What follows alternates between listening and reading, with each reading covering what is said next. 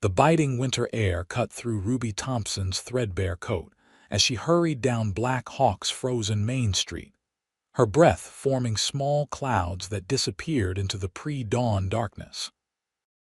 December 1876 had brought the harshest cold Colorado had seen in years, and Ruby was already late for her first job of the day. At 23, she wore exhaustion like a second skin, the weight of 3 jobs and a mountain of debt threatening to crush what little spirit she had left. Ruby pulled her coat tighter against the biting wind. The mining town of Black Hawk had once promised opportunity, but after her father's death 6 months ago, leaving her with nothing but his outstanding debts and their small cabin on the edge of town, opportunity had become a cruel joke. Her mother had passed when Ruby was just 16, and now, completely alone, she was working herself to the bone just to keep a roof over her head and food in her stomach. The saloon was already bustling when Ruby slipped through the back door. Even at 5 in the morning, a few determined gamblers remained from the previous night, bleary-eyed and slumped over cards. "You're late, girl," Howard Finch, the saloon owner, barked as Ruby tied an apron around her waist. His permanently red face seemed even more flush than usual as he pointed to the mess left from the previous night. "Tables need clearing and floors need sweeping before the morning crowd arrives." "Yes, Mr. Finch. Sorry, Mr. Finch," Ruby mumbled, grabbing a broom. Her fingers were still numb from the walk, but she couldn't afford to lose this job.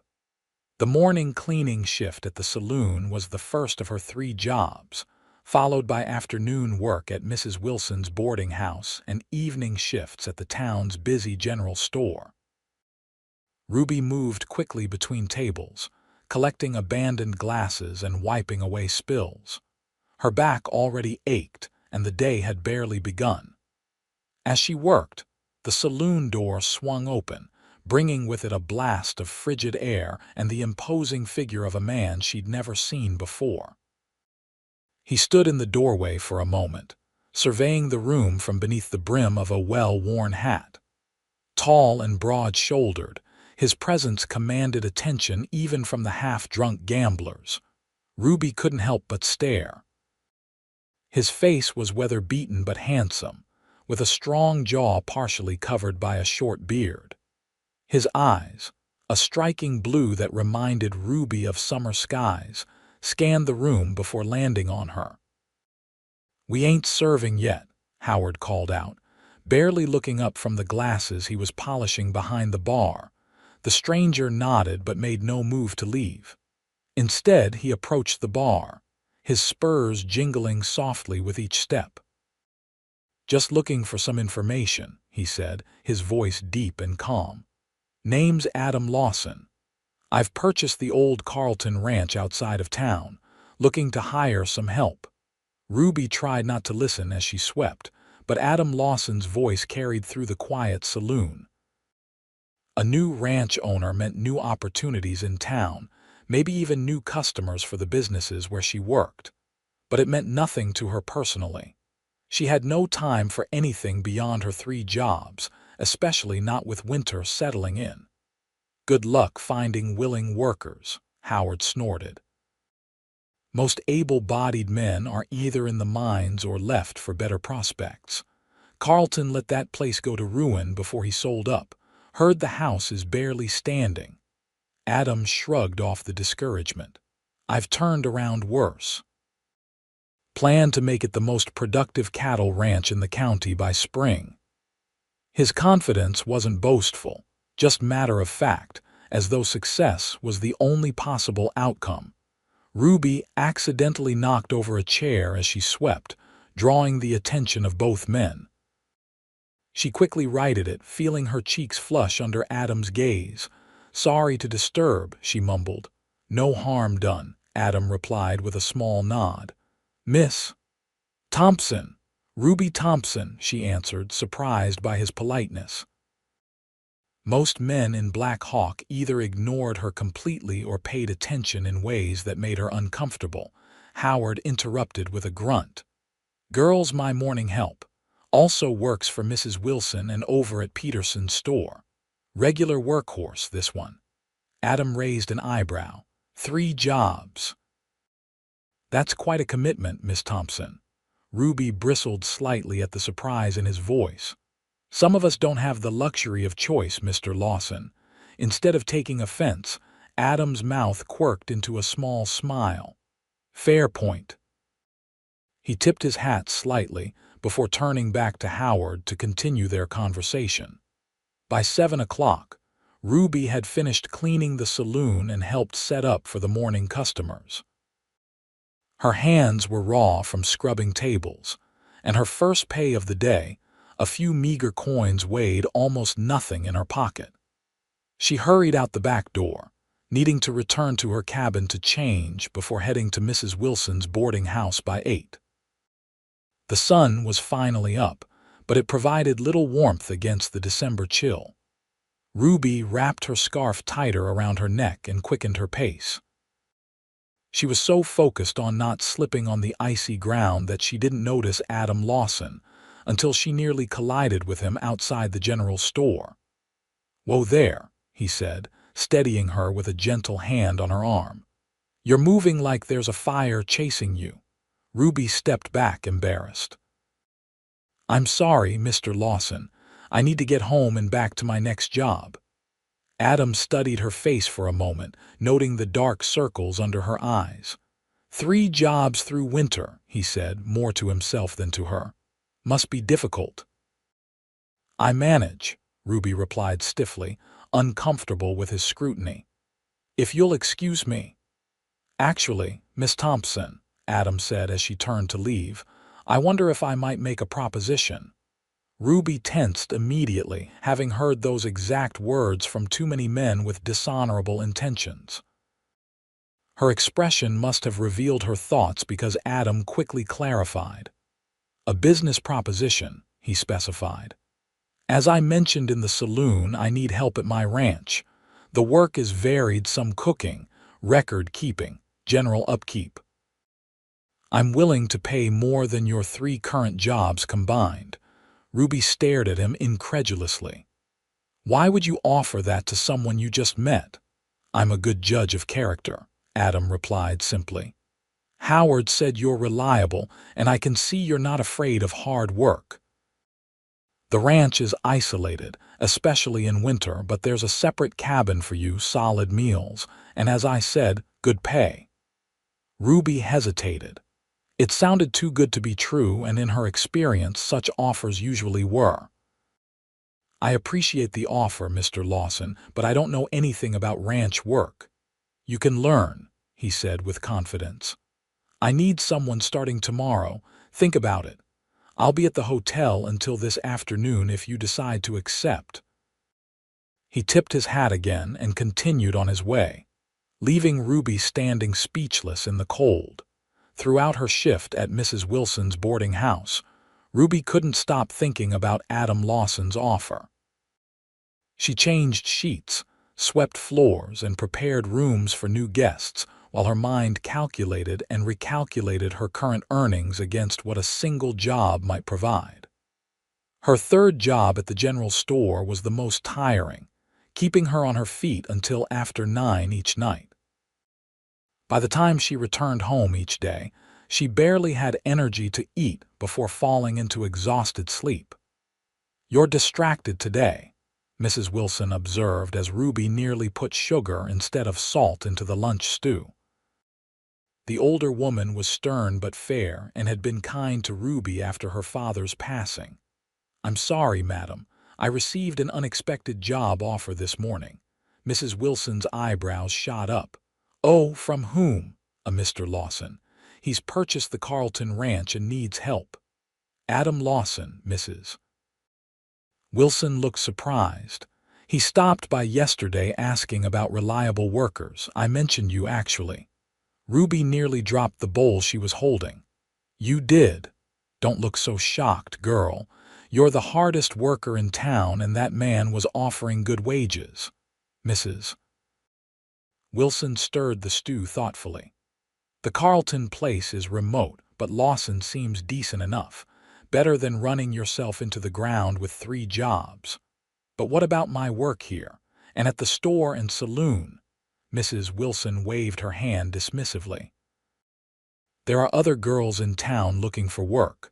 Not as good as you, mind, but we'll manage. Her expression softened slightly. Ruby, you've been working yourself to death since your father passed. Sometimes an opportunity comes along that's worth taking a risk for. By the time Ruby finished her shift at Mrs. Wilson's, she had made up her mind to at least hear more details about Adam Lawson's offer. She had just enough time to visit the hotel before heading to the general store for her evening shift. The hotel lobby was warm and welcoming after the cold outside. Ruby asked the clerk about Mr. Lawson and was directed to the small restaurant attached to the hotel. She found him sitting alone at a corner table, papers spread out before him as he ate a late lunch. Adam looked up as she approached, a flash of surprise crossing his features before he stood politely. "Miss Thompson, please join me." Ruby sat stiffly, feeling out of place in her work clothes among the hotel's more refined guests.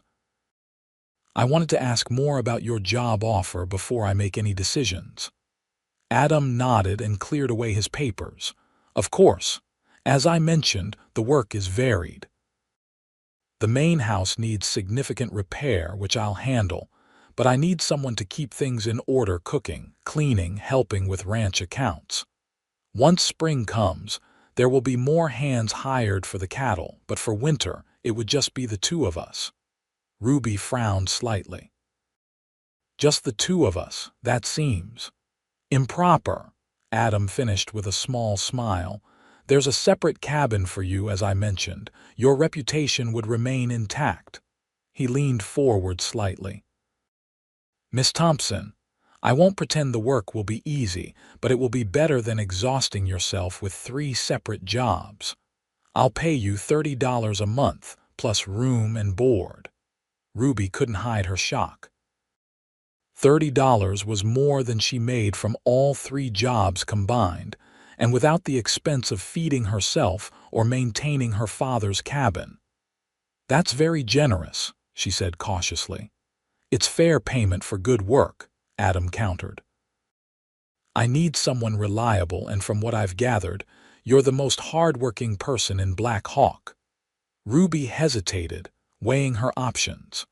Working for a man she barely knew, miles from town, was risky. But continuing as she was meant certain exhaustion, possible illness, and still barely scraping by.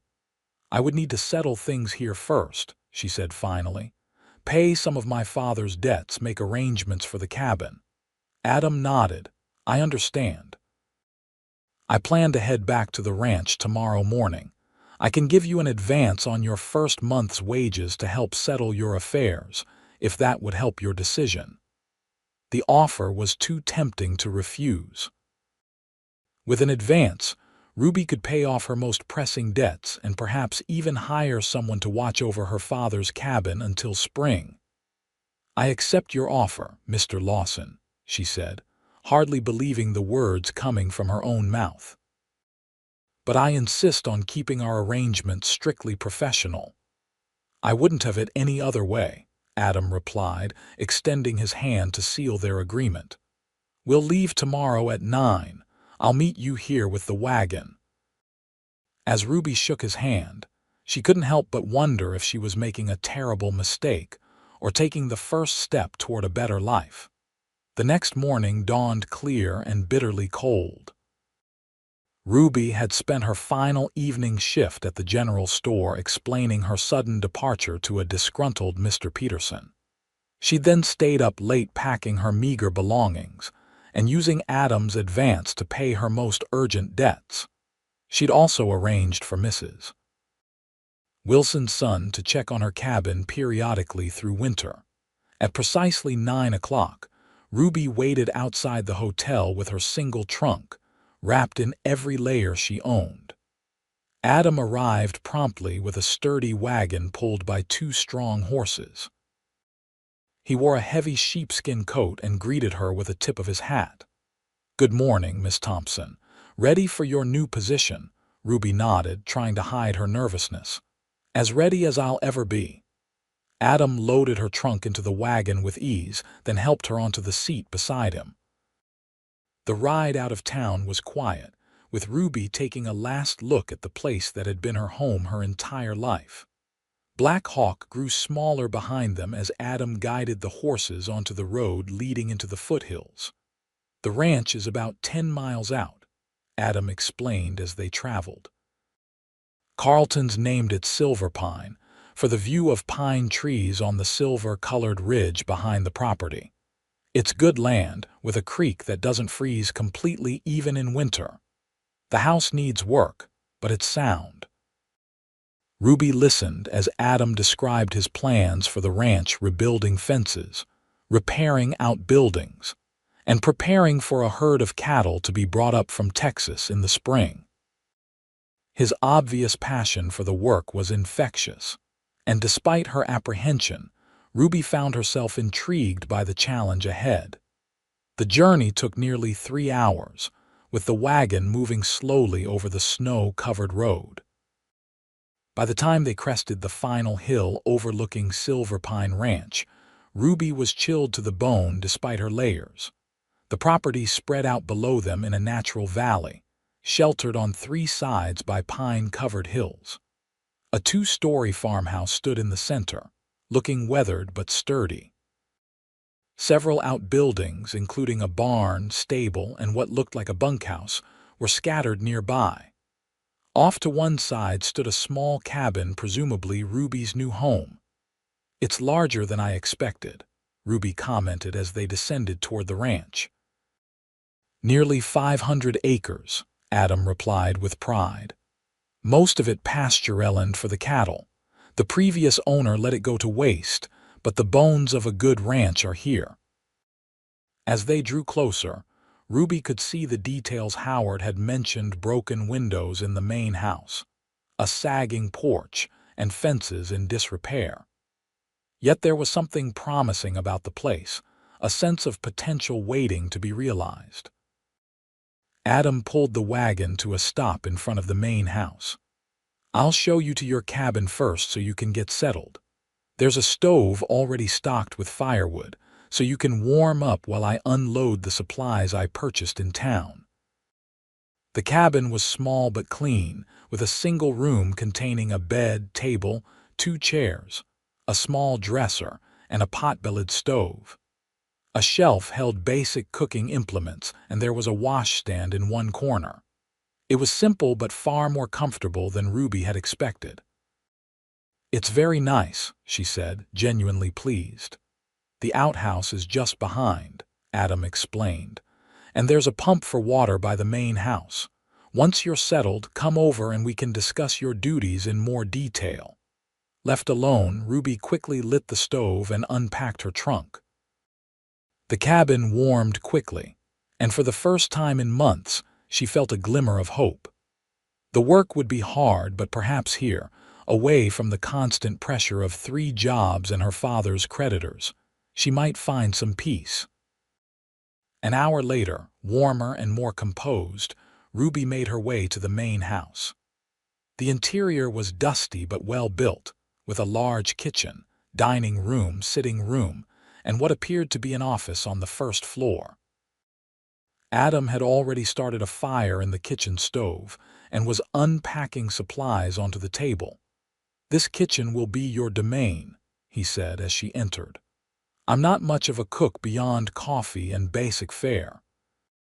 The pantry's stocked with essentials, and there's a root cellar outside with preserved vegetables from the previous summer." Ruby surveyed the kitchen with a professional eye. It needed a thorough cleaning, but the large cast iron stove was in good condition, and the workspace was ample. "I can manage this," she said, already mentally organizing how she would arrange things. "Good," Adam nodded.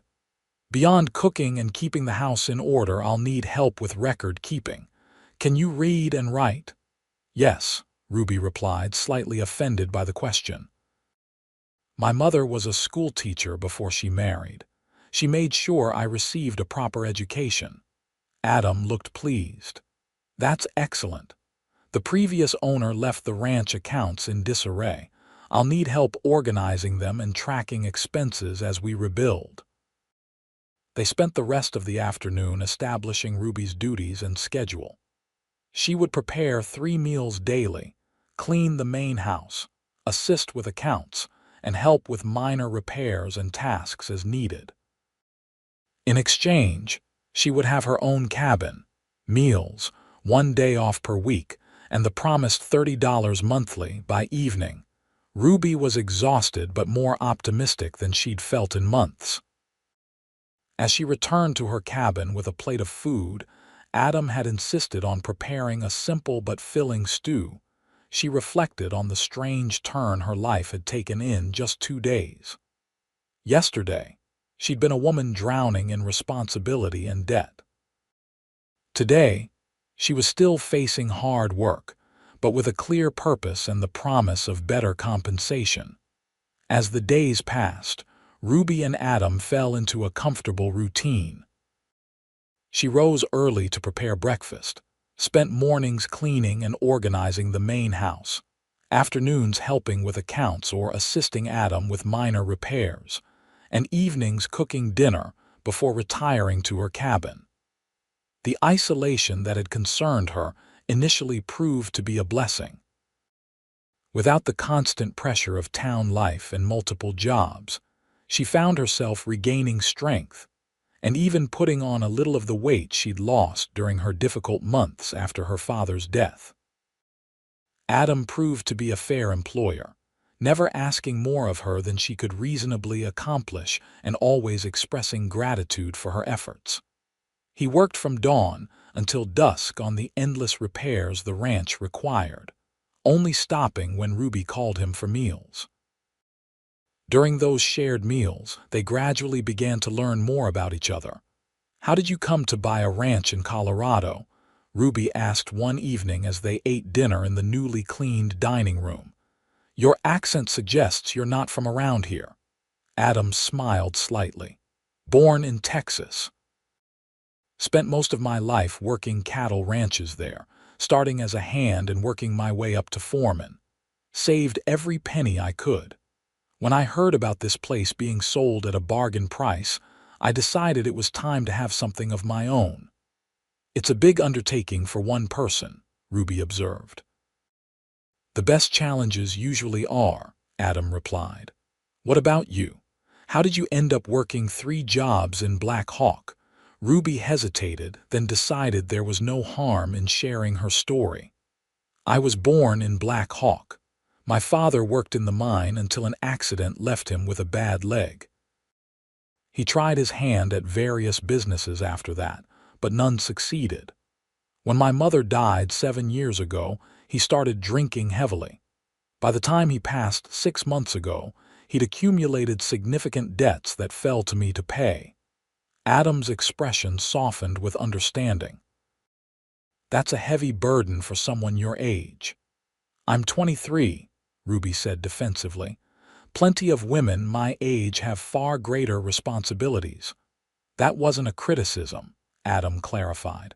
"Just an observation that you've handled adversity with remarkable grace." His compliment caught Ruby off guard, and she busied herself with clearing the table to hide her flushed cheeks. Adam's kind words and respectful treatment were a stark contrast to what she'd grown accustomed to in town, where she was viewed either with pity or as just another working girl struggling to survive. As December gave way to January, the weather worsened. A series of snowstorms isolated the ranch completely, making travel to town impossible. Ruby found herself grateful for the well-stocked pantry and root cellar, though fresh meat became scarce as the game animals retreated deeper into the forest. One particularly brutal morning, with the temperature well below freezing and snow piling against the buildings, Ruby arrived at the main house to find Adam already gone from the property. Concerned, she prepared breakfast anyway, keeping it warm on the stove as she peered anxiously out the windows. The snow was falling so heavily she could barely see the barn. Just as she was considering bundling up to search for him, the kitchen door burst open, bringing with it a blast of frigid air and a snow-covered Adam carrying a small deer across his shoulders. "Venison for dinner," he announced, stomping snow from his boots. Had to track it for miles, but worth the effort. Ruby rushed to help him, taking his ice-encrusted coat as he laid the deer on the prepared table in the mudroom. "You could have frozen to death out there. Why didn't you tell me you were going hunting?"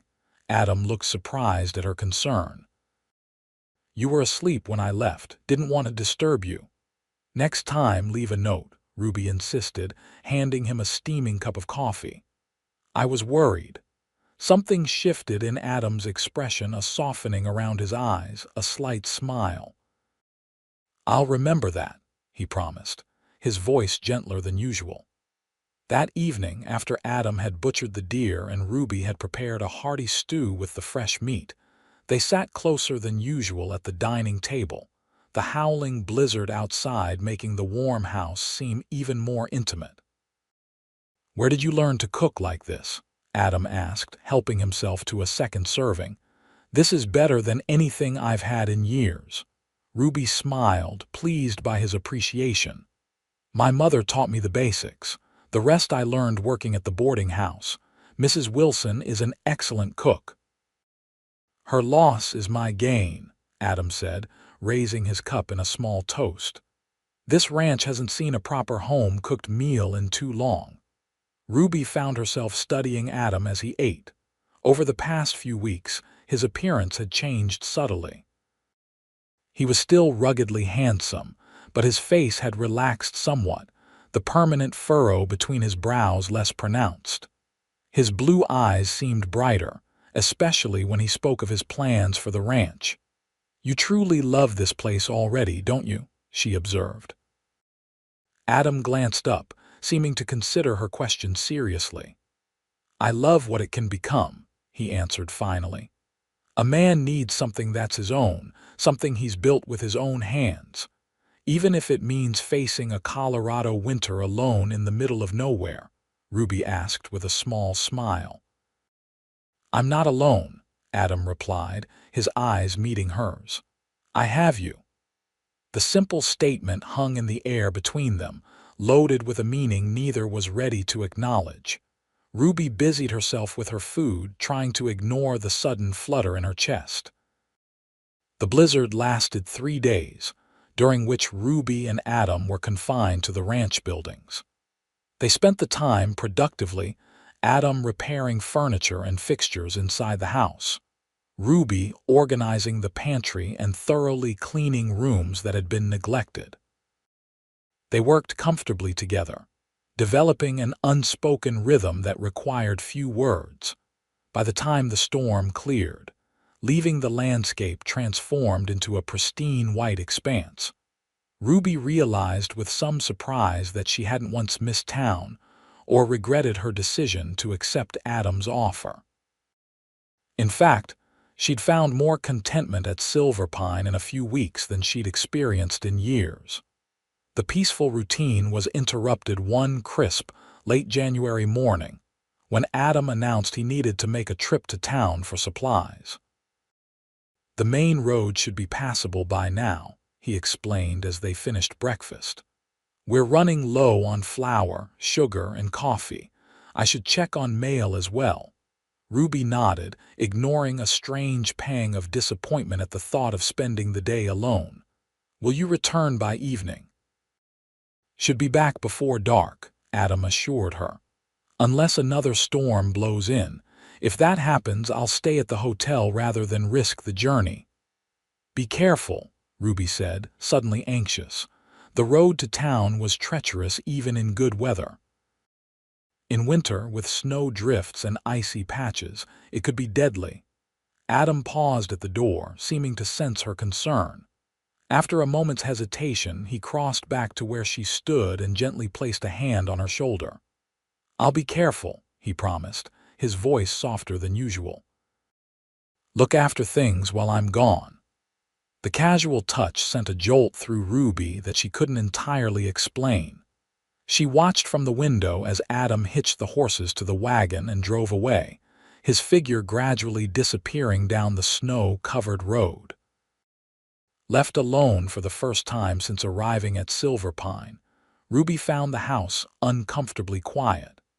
She busied herself with baking bread and sorting through mending that had accumulated over the past weeks.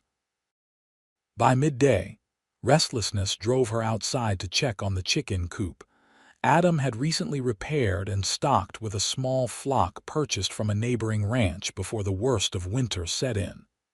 The hens were content in their shelter, protected from the cold and predators. Ruby gathered a few eggs, pleased by the small sign of productivity amidst the frozen landscape. As she made her way back to the house, a movement at the edge of the property caught her eye. Squinting against the bright snow, Ruby made out the shape of a rider approaching not from the direction of town, but from the hills behind the ranch. Alarm shot through her as she hurried back to the house, wondering who would be visiting when Adam was away. The rider drew closer, and Ruby watched anxiously from the kitchen window. He was a rough-looking man, his horse moving with a tired gait through the deep snow. When he reached the yard, he dismounted stiffly and approached the house. Ruby hesitated, then decided to meet him at the door rather than hiding inside. She grabbed the rifle Adam kept near the kitchen entrance. He'd shown her how to use it, just in case, and opened the door just as the stranger raised his hand to knock. "Can I help you?" she asked, keeping the rifle visible but not raised. The man looked surprised to find a woman answering. He was middle-aged with a weathered face and clothes that had seen better days. "Didn't expect anyone to be here," he said, his voice raspy.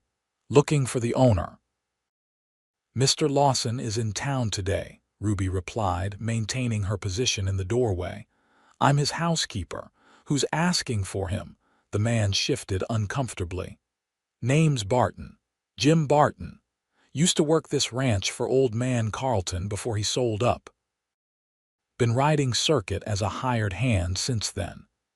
He gestured vaguely toward the hills. "Working at the Morrison place over the ridge, but they're cutting back for winter. Heard Silver Pine had a new owner, thought I'd see if there was work." Ruby relaxed slightly. The explanation sounded plausible, and the man's appearance matched his story of a ranch hand down on his luck.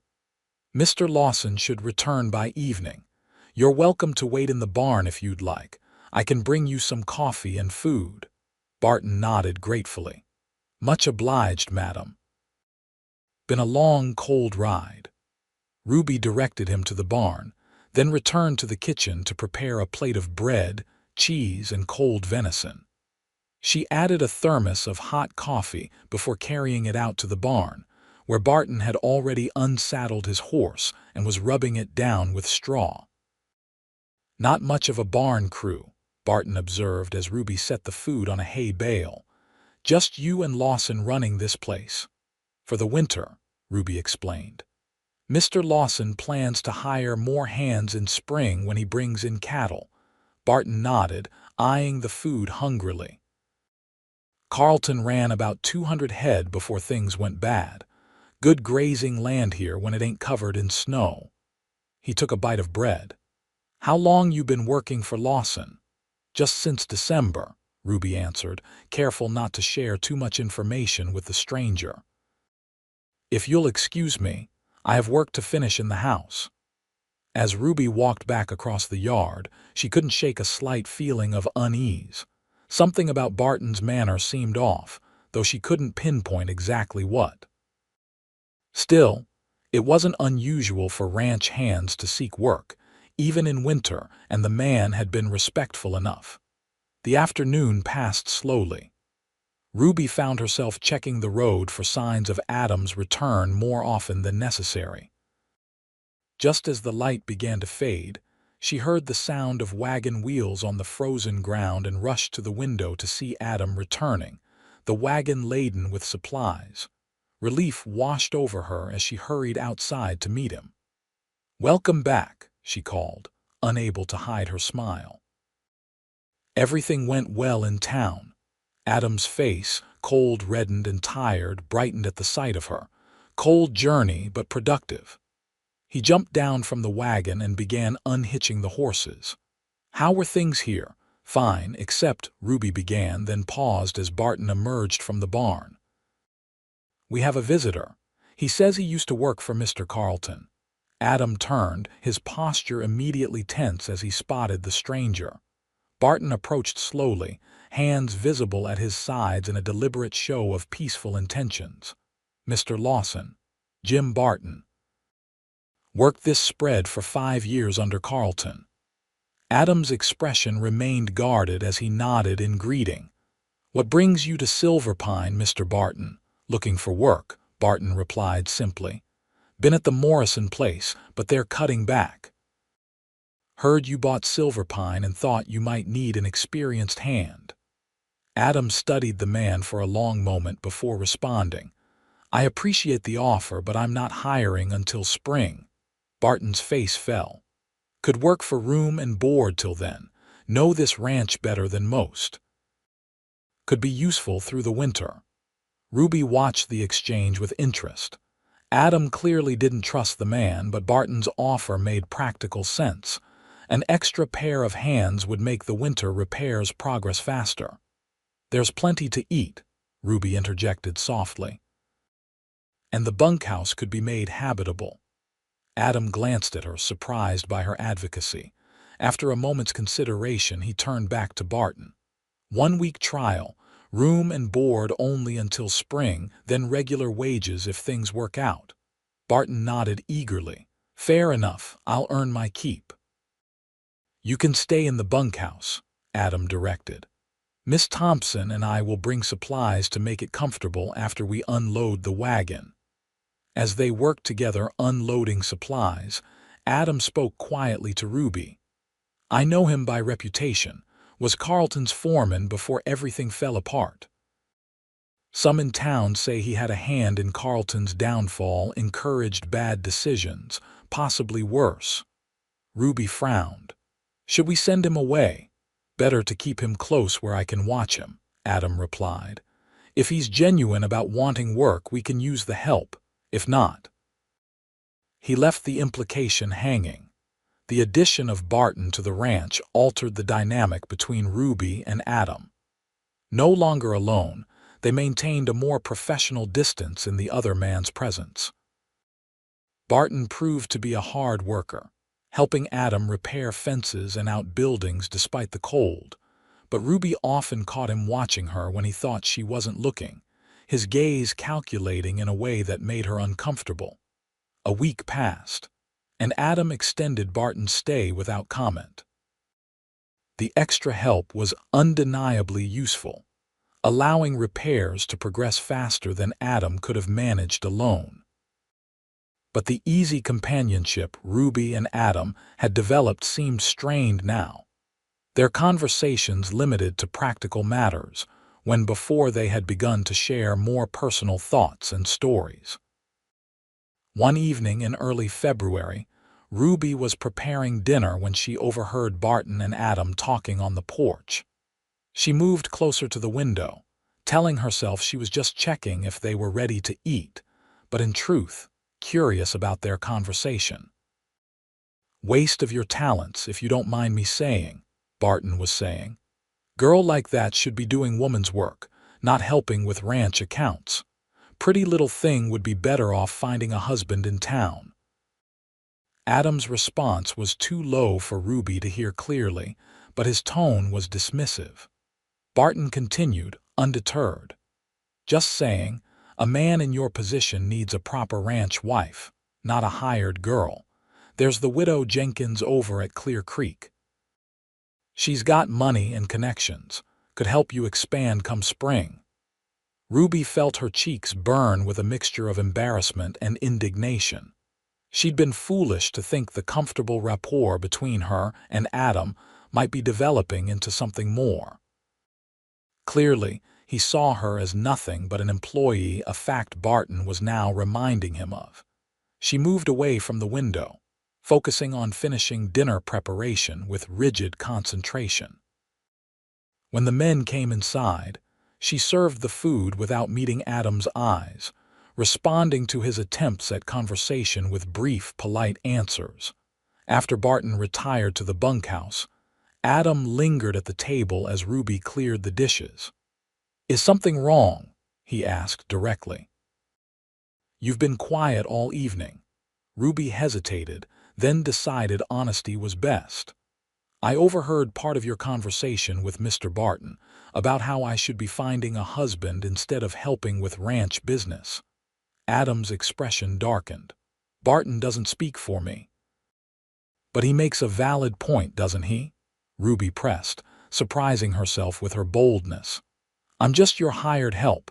Perhaps my duties should remain appropriately feminine." Adam stood and approached her, stopping just close enough that she had to tilt her head back to meet his gaze. "Barton is old-fashioned and narrow-minded. I hired you because you're intelligent and capable. Your gender has nothing to do with it."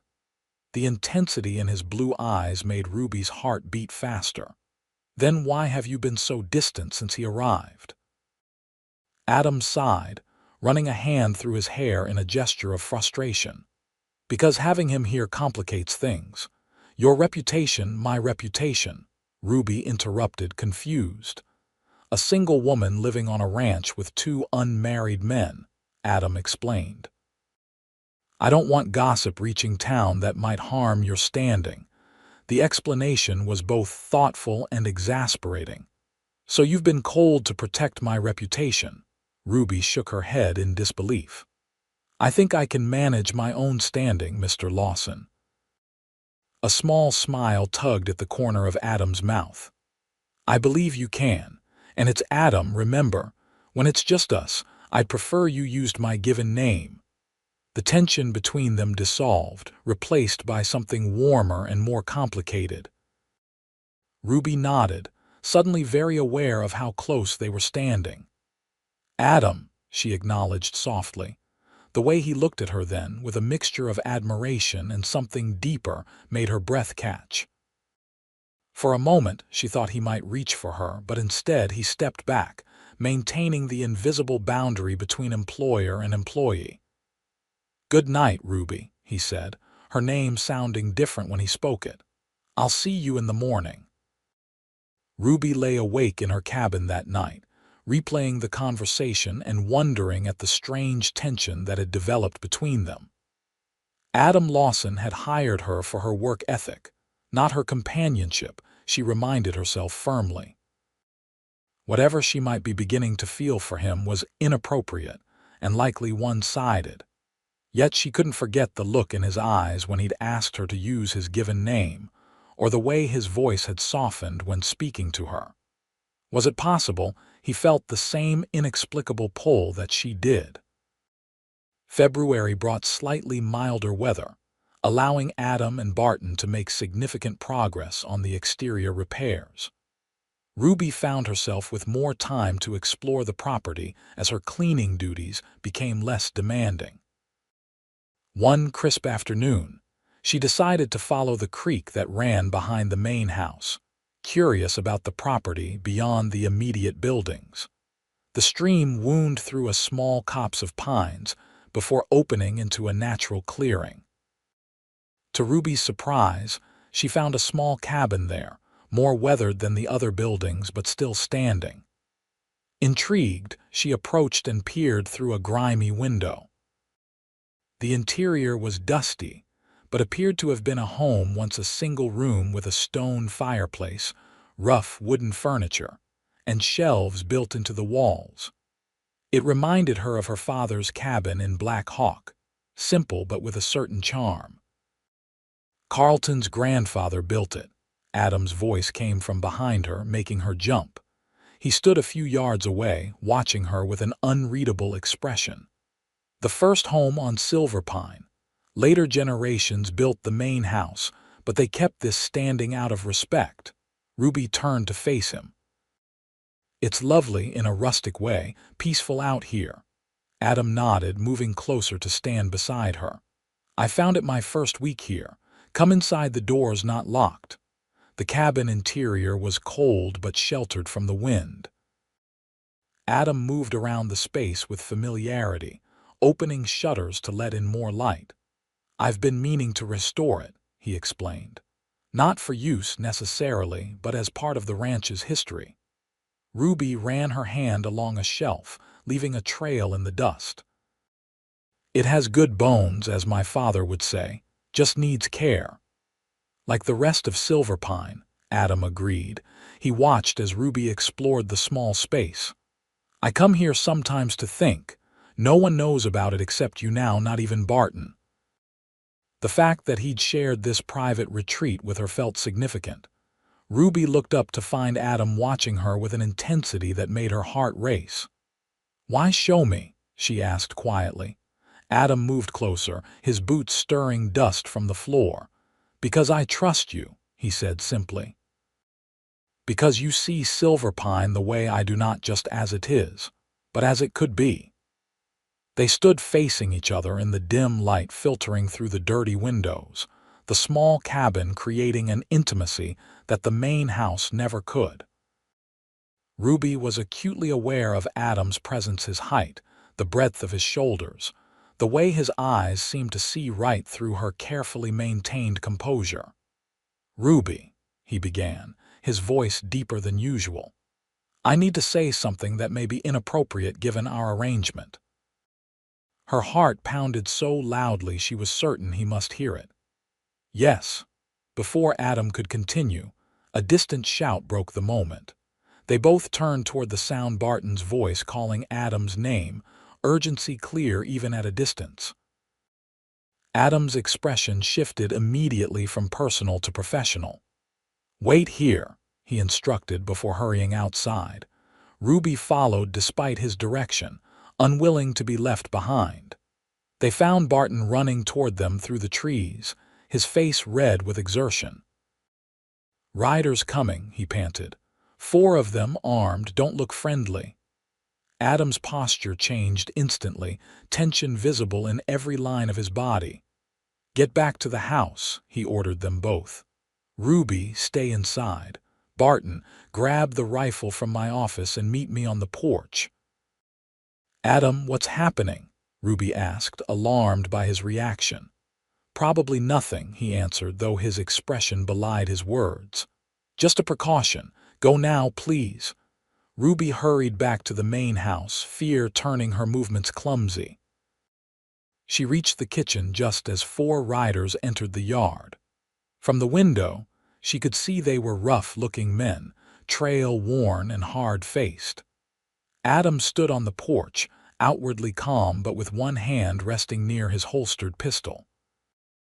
Barton emerged from the house with the rifle, positioning himself slightly behind Adam. The lead rider, a tall man with a scar running down one cheek, reined his horse to a stop. "This Silverpine Ranch," he called. "It is," Adam confirmed. "I'm Adam Lawson, the owner. What's your business here?" The man dismounted, his movements casual but controlled. "Name's Vince Murphy. Looking for work. Heard you might be hiring come spring." Adam's stance remained wary. "News travels fast. I won't be hiring until April at the earliest." Murphy smiled, the expression not reaching his eyes. "We're willing to work for room and board till then. Been riding hard. Could use a place to winter." Ruby watched the exchange with growing unease. Something about Murphy and his companions felt dangerous, a predatory quality in their stance, the way their hands hovered near their weapons. "I appreciate the offer," Adam replied evenly, "but I've already got all the help I need for winter." Murphy's smile faded. "That's so. Looks to me like you could use strong backs for all the work this place needs." His gaze swept over the property before landing on the kitchen window where Ruby stood watching.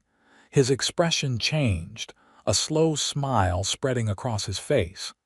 "Especially with a lady to impress." Adam shifted position, deliberately blocking Murphy's view of the window.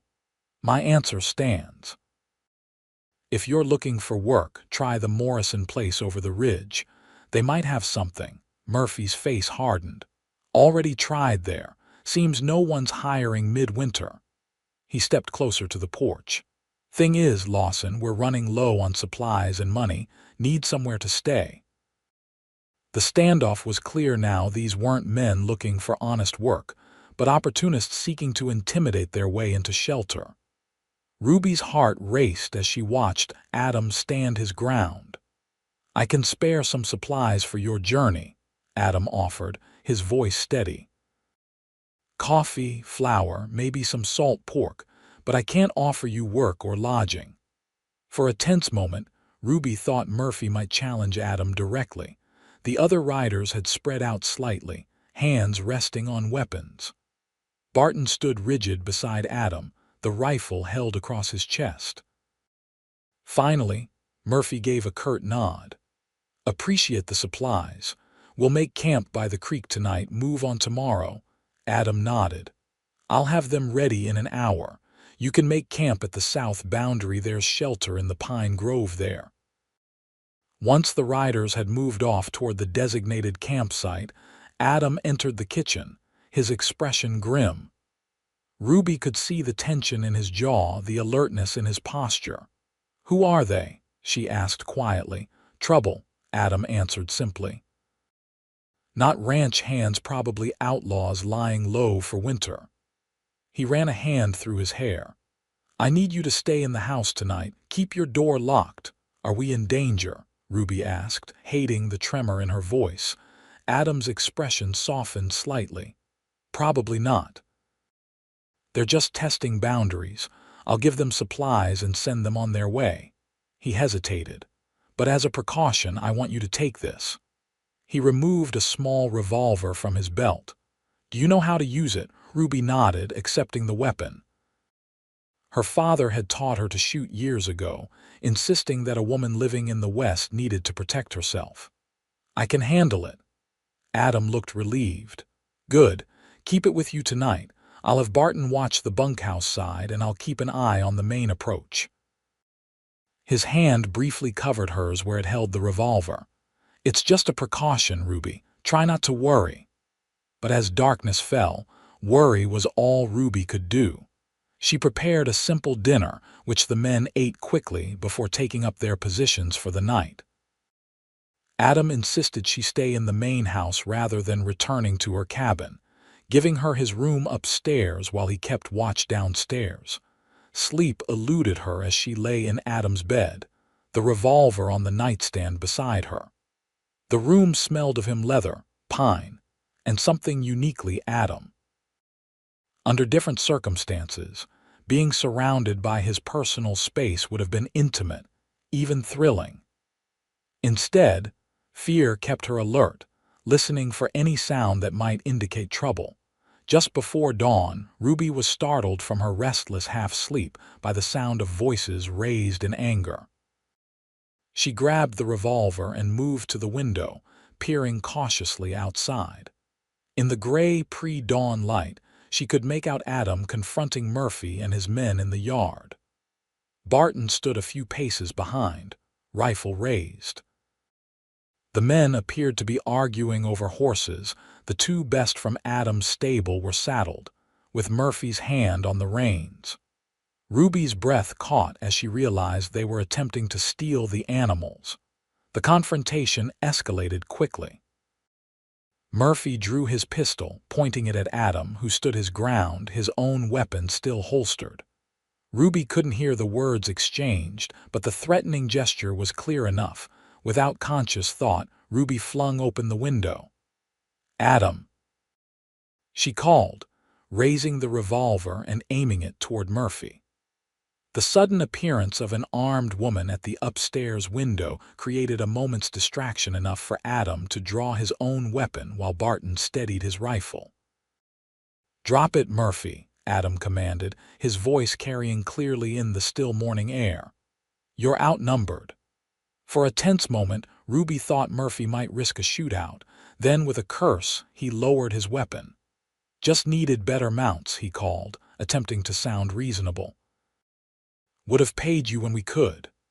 Take your own horses and the supplies I gave you, Adam replied, his aim unwavering.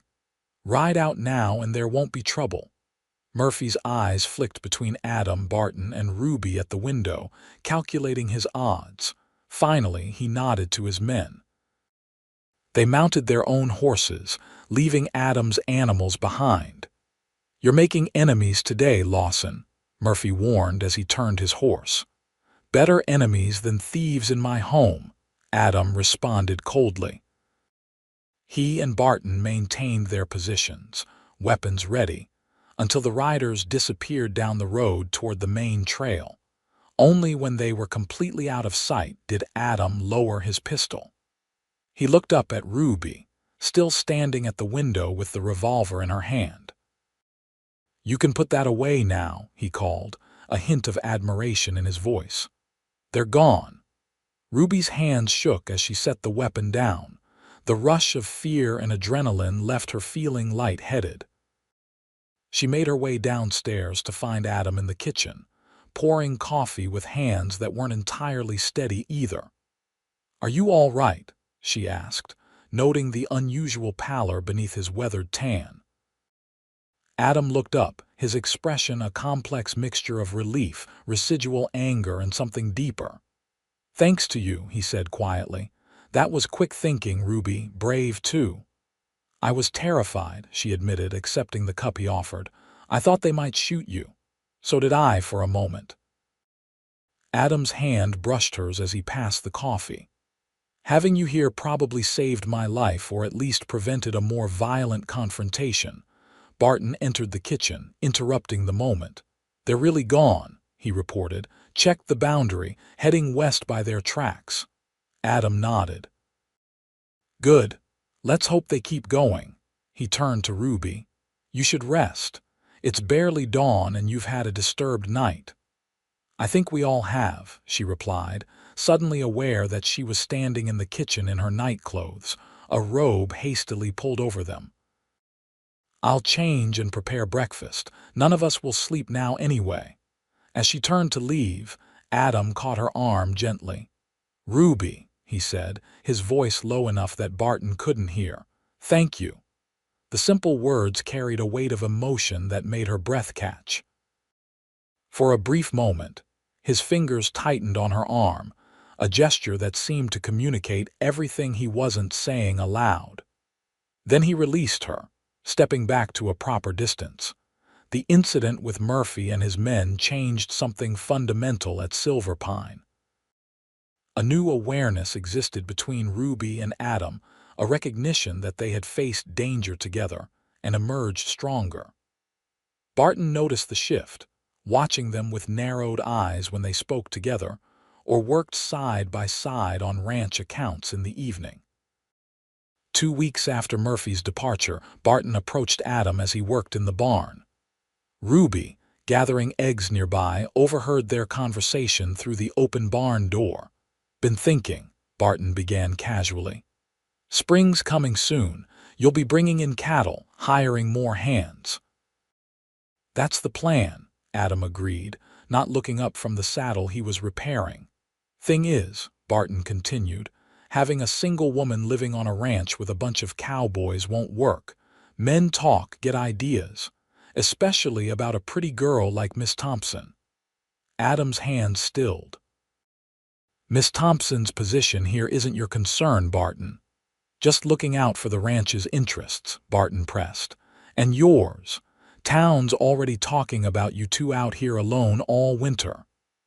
Adam stood slowly, facing Barton directly. What exactly are you implying? Barton raised his hands in a placating gesture. Nothing against you or the girl, just saying appearances matter. Respectable rancher like yourself needs to consider his reputation. My reputation, Adam repeated flatly, not Miss Thompson's. Well, hers too, of course, Barton backtracked. Just thought you should know what folks are saying. Mrs. Wilson in town was asking questions when I rode in for mail last week. Seemed concerned about the girl's situation out here. Ruby's hands tightened around the basket of eggs she held. So town was gossiping about her living at Silverpine. She should have expected as much. Black Hawk had always thrived on rumors and speculation about its residents. Adam's voice carried clearly as he responded to Barton. "I appreciate your concern, misplaced as it is. Miss Thompson's employment here is entirely proper and will remain so." Course, Barton nodded. "Unless you were considering making it more permanent. Girl like that would make someone a good wife. Educated, hardworking. If you're not interested, might be others who would be." The implication was clear enough to make Ruby's cheeks burn. Barton was suggesting himself as a potential suitor, while simultaneously threatening the spread of gossip if rejected. It was a clumsy attempt at manipulation, but effective in its way. Adam's response was cold and precise. "Miss Thompson's personal life is her own business. She's free to make whatever choices suit her. As are you, Barton, including the choice to leave Silverpine if you find the arrangements here unsuitable." The veiled threat silenced Barton momentarily. Ruby moved away quickly, not wanting to be caught eavesdropping. She returned to the house, her mind whirling with conflicting emotions. Part of her was indignant at being discussed, as though she were property to be claimed. Another part was warmed by Adam's defense of her autonomy. That evening, as Ruby prepared dinner, Adam entered the kitchen with a serious expression. "I need to speak with you," he said without preamble. "About a conversation I had with Barton today." Ruby kept her focus on the stew she was stirring. "I overheard some of it," she admitted. "About town gossip." Adam sighed, leaning against the counter beside her. "I suspected as much. I'm sorry you had to hear that." "It's not your fault," Ruby replied, trying to sound unconcerned. "Small towns always talk. It doesn't matter."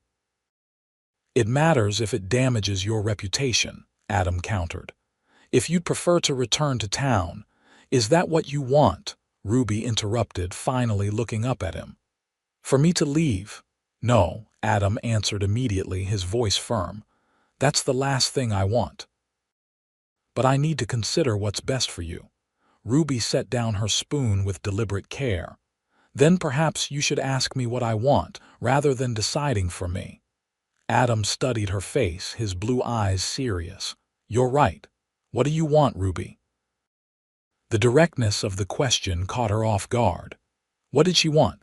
To stay at Silverpine, certainly.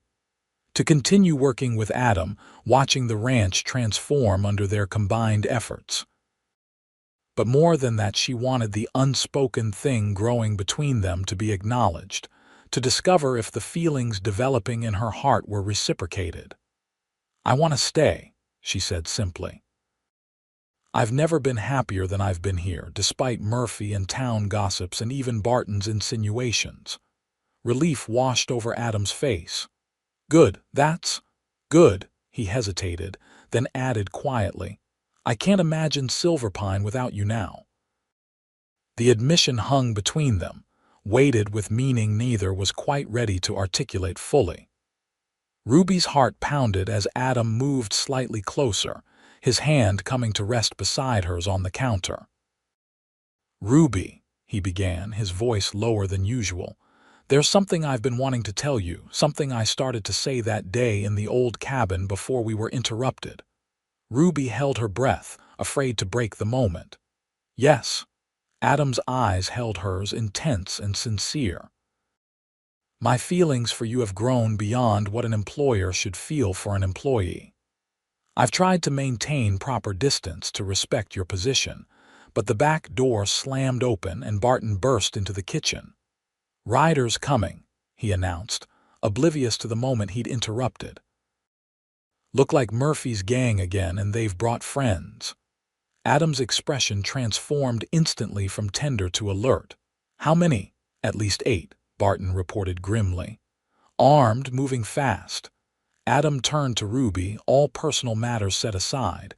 "Get upstairs, away from windows." "Take my revolver."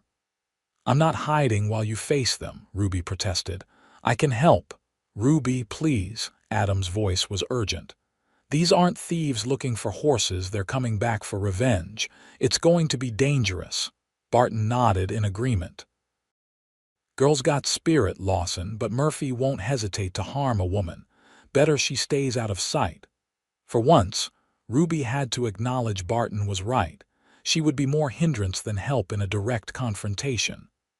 Be careful, she urged Adam, touching his arm briefly before hurrying upstairs.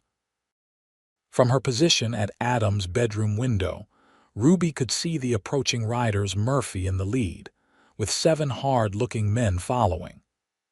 They thundered into the yard, spreading out to surround the house in a practiced maneuver that spoke of experience with such confrontations. Adam and Barton stepped onto the porch, weapons ready but not raised. Murphy dismounted, his scarred face twisted in an ugly smile. Told you you'd made enemies, Lawson, he called. Come to collect on that debt. There is no debt, Adam replied steadily. You tried to steal from me. I let you leave with your lives and supplies. We're even. Murphy laughed, an unpleasant sound. That's not how I see it. You humiliated me in front of my men. Now I'm going to return the favor. He gestured to the house. Nice place you're fixing up. Be a shame if something happened to it. Or to that pretty little lady you're keeping here. Ruby's breath caught at the threat. Adam's posture stiffened, but his voice remained controlled. My quarrel is with you, Murphy, not with anyone else. If you want satisfaction, face me directly. Oh, I plan to, Murphy assured him. But first, I think we'll help ourselves to whatever supplies you've got. Maybe enjoy your hospitality for a few days. His meaning was clear. They intended to take over the ranch, potentially harming anyone who stood in their way. What happened next unfolded so quickly that Ruby could barely process it. Barton suddenly raised his rifle, not at Murphy, but at Adam. Sorry, Lawson, he said, his voice carrying clearly in the tense silence. Made a deal while in town. Murphy gets the ranch, I get foreman position when he sells it. The betrayal was stunning. Adam froze momentarily, caught between threats from both sides. Murphy laughed again, clearly enjoying the situation. Should have listened when he told you to send the girl away. Might have saved yourself some trouble. Ruby's mind raced. Adam was outnumbered and now betrayed by his own ranch hand.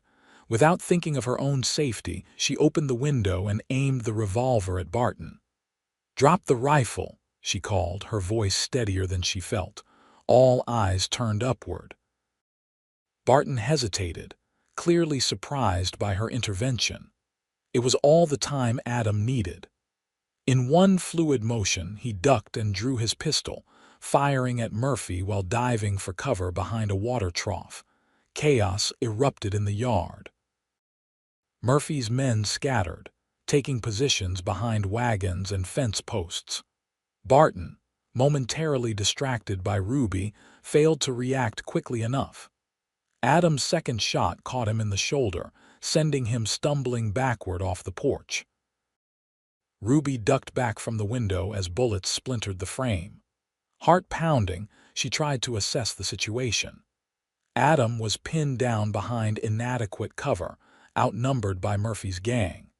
Barton was wounded but still dangerous, his allegiance clearly with the outlaws. A desperate plan formed in her mind. The back stairs led to the kitchen. If she could reach the cellar door unseen, she might be able to circle around behind the barn, creating a distraction that could help Adam. Moving carefully to avoid creaking floorboards, Ruby made her way down the back stairs.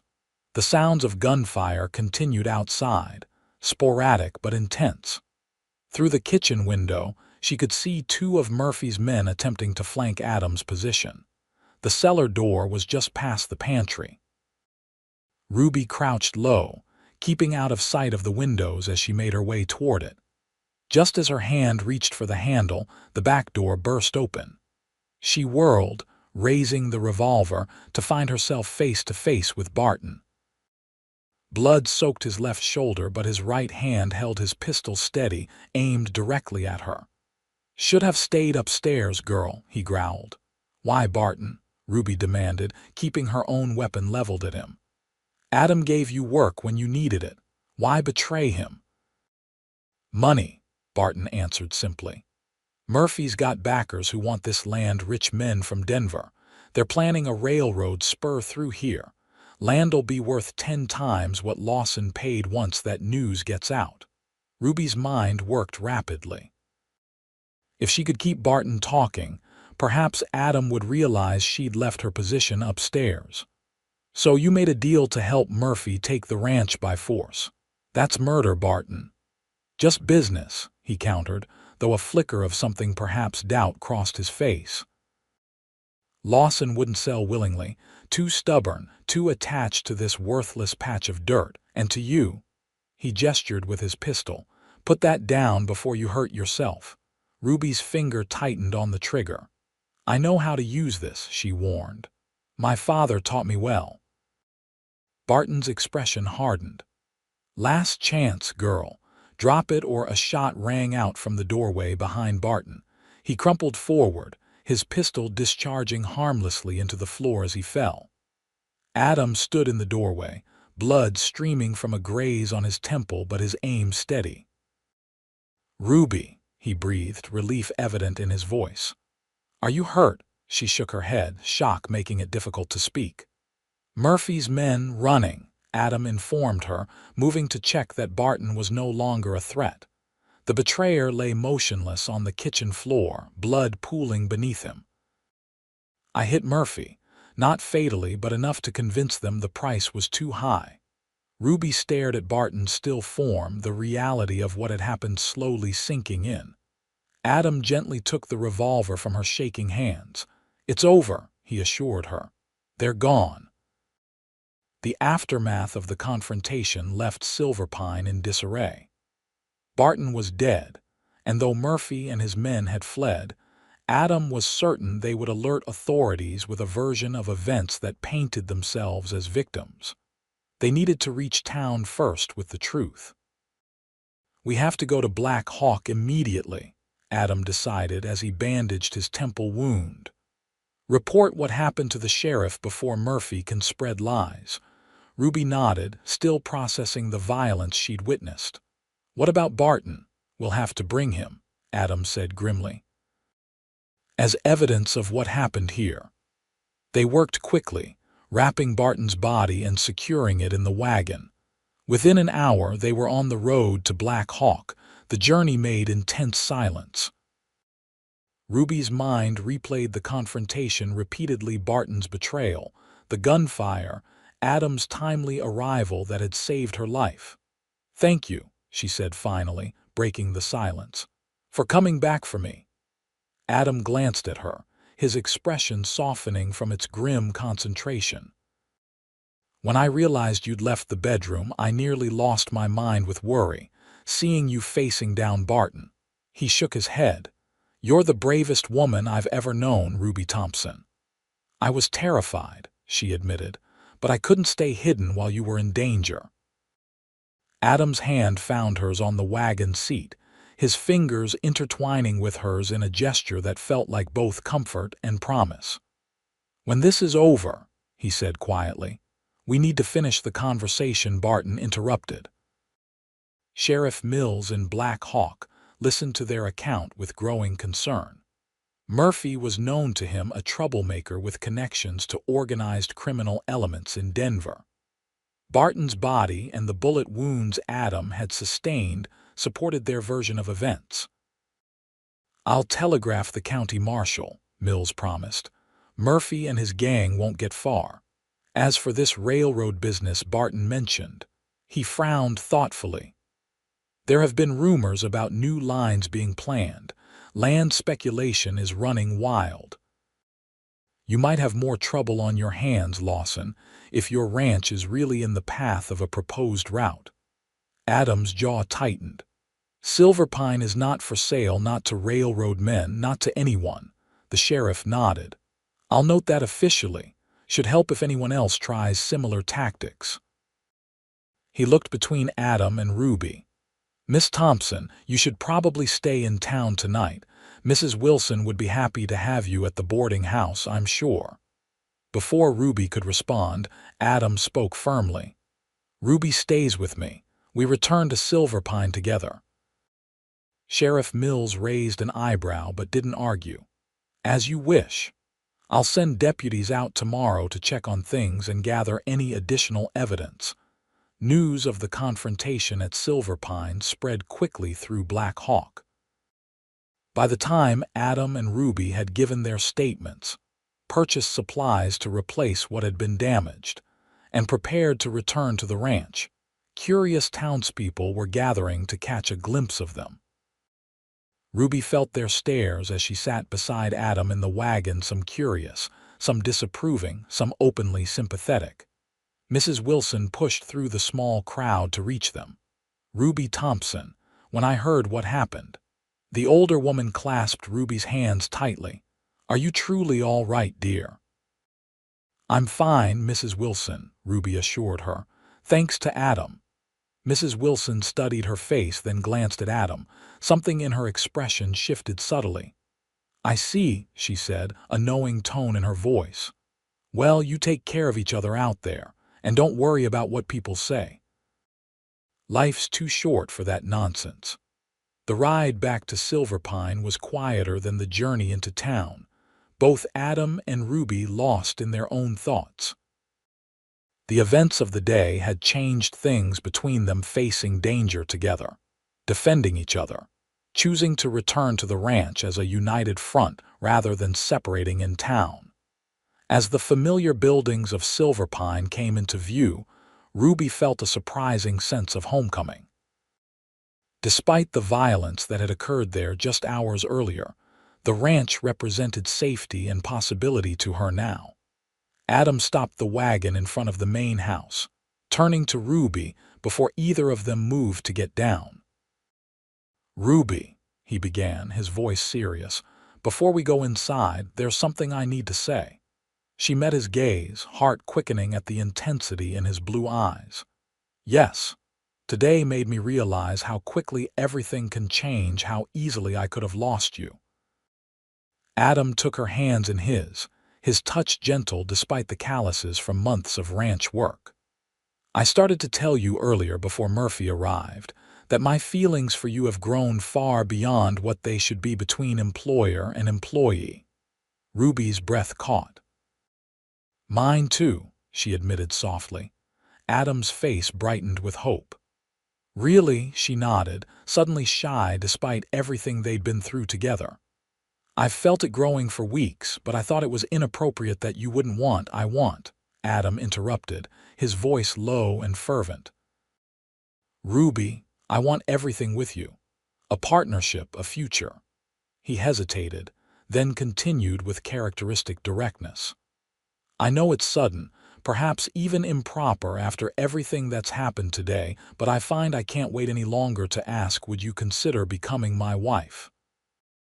The proposal, so unexpected yet so perfectly right, left Ruby momentarily speechless. In the silence, doubt crept into Adam's expression. "I understand if you need time to consider," he added quickly. "Or if you'd prefer a more traditional courtship." Ruby found her voice at last. "Yes," she said simply, a smile blooming across her face. "Yes, Adam Lawson, I will marry you." The joy that transformed his features was answer enough to any doubts she might have harbored. Adam leaned forward, hesitating just a breath away from her lips. "May I?" he murmured. In response, Ruby closed the distance between them. Their first kiss was gentle, tentative, a question and an answer all at once. When they parted, Adam's eyes remained closed for a moment, as if savoring the sensation. "I've wanted to do that since the day you stood up to me in the saloon," he confessed, opening his eyes to gaze at her with undisguised adoration. Ruby laughed, feeling lighter than she had in years despite the day's trauma. "Even when I was sweeping floors and looking a mess." "Especially then," Adam confirmed, brushing a strand of hair from her face. You were so fierce, so determined.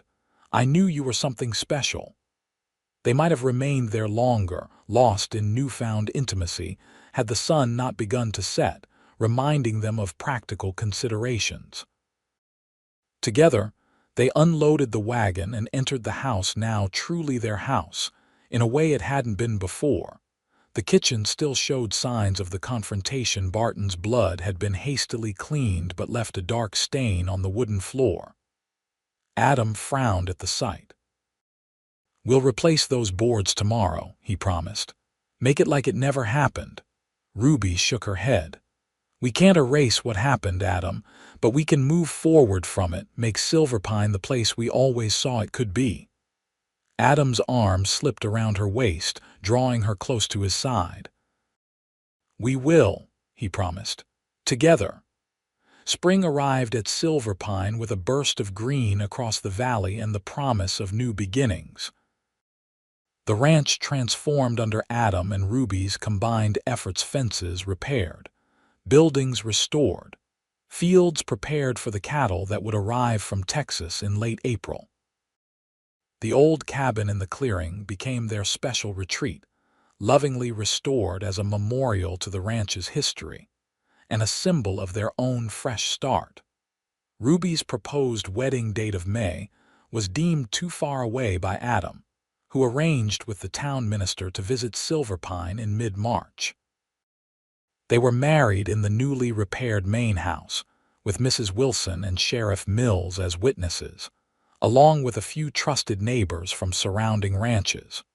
Ruby wore a simple blue dress ordered specially from Denver, and Adam looked uncommonly handsome in a new suit.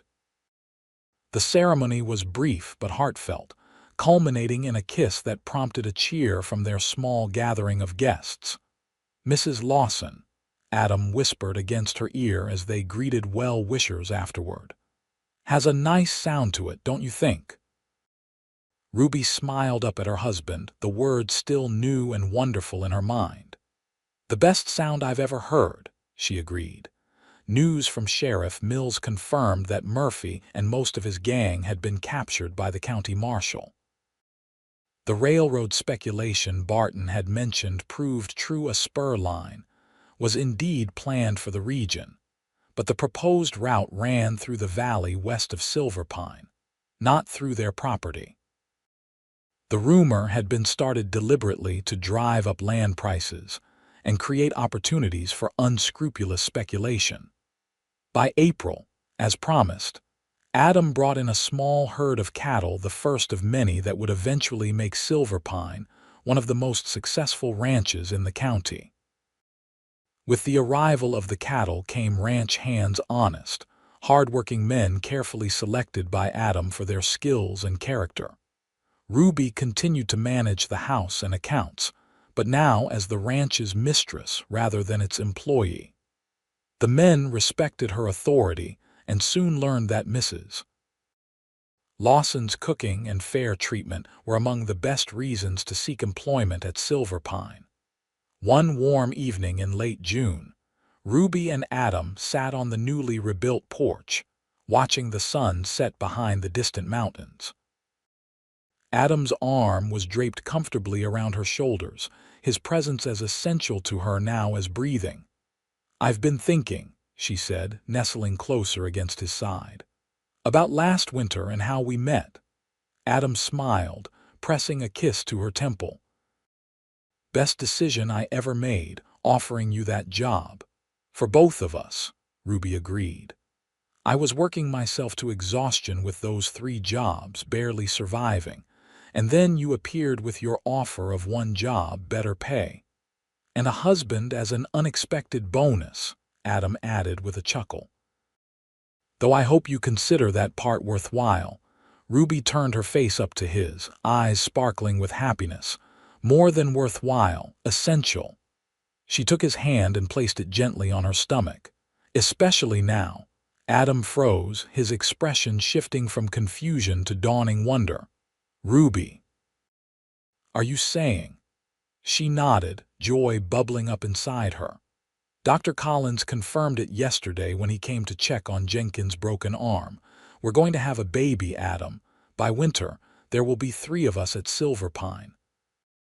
The look of pure joy that transformed Adam's face was everything Ruby had hoped for. He gathered her into his arms, holding her as though she were the most precious thing in the world. "A baby," he whispered, his voice thick with emotion. "Our baby." As the first stars appeared in the darkening sky, Ruby marveled at how completely her life had changed in just 7 months. Last December, she had been a desperate young woman working 3 jobs just to survive winter in Black Hawk. Now she was Ruby Lawson, mistress of Silverpine Ranch, beloved wife, and soon-to-be mother. "What are you thinking?" Adam asked, noticing her thoughtful expression. Ruby smiled, contentment warming her from within. "That sometimes the hardest winters lead to the most beautiful springs," she answered, reaching up to touch his beloved face. "And that I'm exactly where I'm meant to be." Adam's arms tightened around her, his kiss a promise of all the years to come. "Welcome home, Ruby," he whispered against her lips. "Welcome home." In the years that followed, Silverpine Ranch flourished beyond even Adam's ambitious dreams. Their son, James, was born that winter a strong, healthy boy with his father's blue eyes and his mother's determined spirit. 2 years later, a daughter joined the family, followed by another son 3 years after that. Ruby never returned to working 3 jobs for mere survival. Instead, she poured her considerable energy and intelligence into one job that became her life's purpose, building Silverpine into not just a successful ranch, but a true home for the family she and Adam created together. And on cold winter evenings, when snow blanketed the valley and the wind howled around their sturdy home, Ruby would often think back to that fateful day in Black Hawk when a tall stranger had offered her 1 job instead of 3. A simple proposition that had changed everything. A beginning disguised as merely a better wage, the best beginning she could have ever imagined.